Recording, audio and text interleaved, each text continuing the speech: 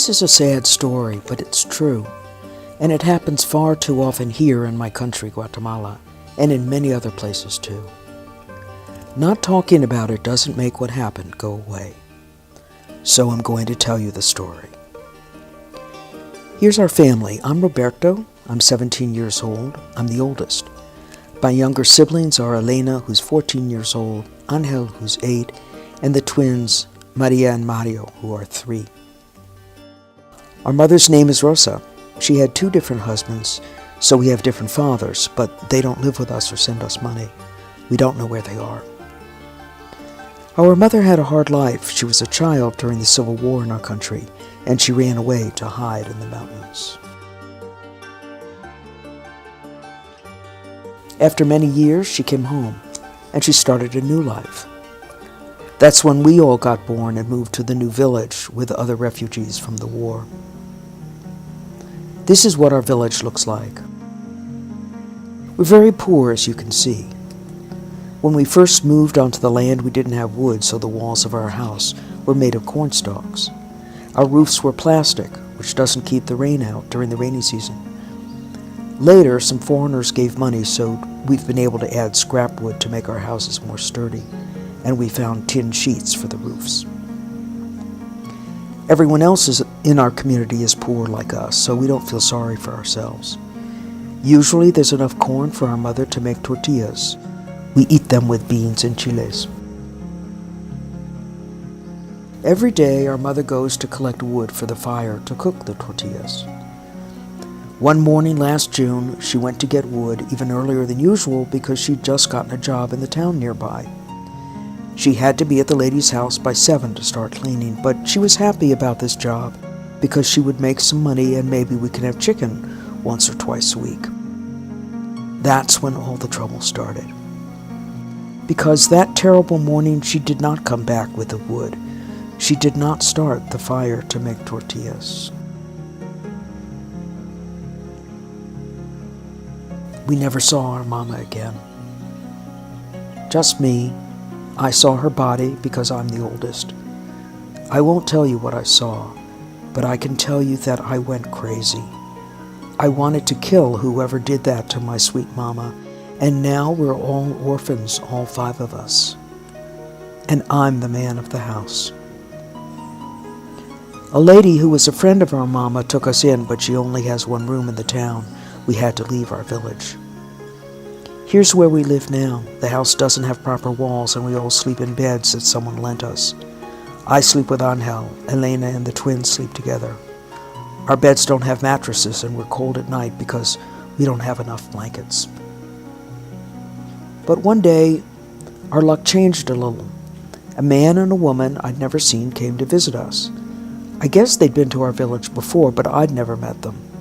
One of them was a lady from another country who'd heard that our mother had been murdered and that we were 5 orphans with hardly enough to eat. The man who was with her was from here. He looks like other men we see every day.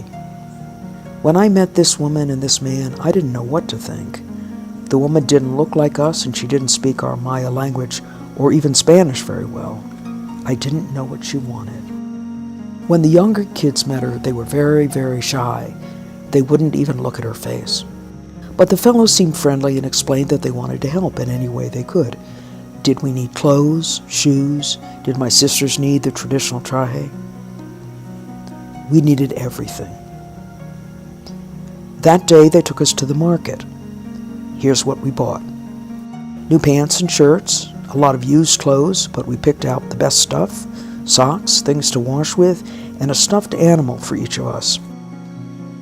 I got one too, even though I'm too old for toys, because when I saw the little kids holding theirs, I felt like it'd be good to have something to hang on to. I picked out a bear with a pilot's hat that had flaps. Then we ordered 3 beds and mattresses. After that, we went to eat ice cream. I had a cone, but the little kids don't know you shouldn't order a lot, and they ordered sundaes.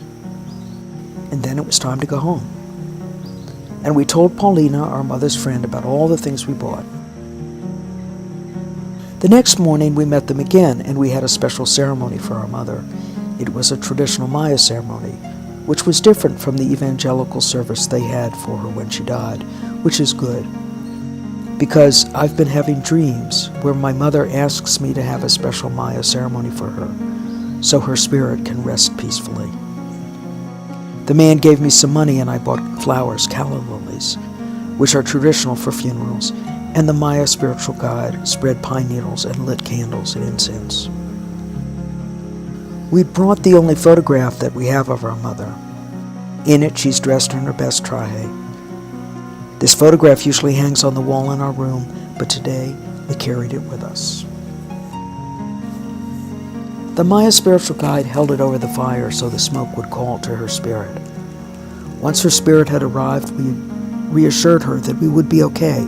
Someone would take care of us, and she could go in peace. I told her that I'd already quit school, and I was working to earn money to take care of the others. But I knew I had to promise that I'd go back to finish school too, because that's what she would want. Then we passed the photograph around. Everyone held it and took a long look, even Maria and Mario. We all prayed in our Maya language, and we all cried. Together we walked through the town and up the hill to our mother's grave. The Maya spiritual guide said some more prayers, and I tried not to cry. I have to be strong for the little kids, even though I don't know if Maria and Mario understand what's happened. They seemed happy, running around playing a game in between the graves. Afterwards, we went shopping again. This time, we bought 2 pairs of shoes for the kids. I helped pick them out and tried to make sure they fit. Then the woman asked me if I needed sneakers, and I got to pick out a pair for myself. Then we walked back to the Central Plaza. All of a sudden, it was time to say goodbye. Before they left, the woman talked to me alone. She said, "This money isn't from me. People where I come from heard your story and want you to know that they're thinking about you. What do you say to someone who seemed to appear out of nowhere, who buys you ice cream and beds and shoes, and then goes away?" I said, "Thank you for helping us." I hope that was right.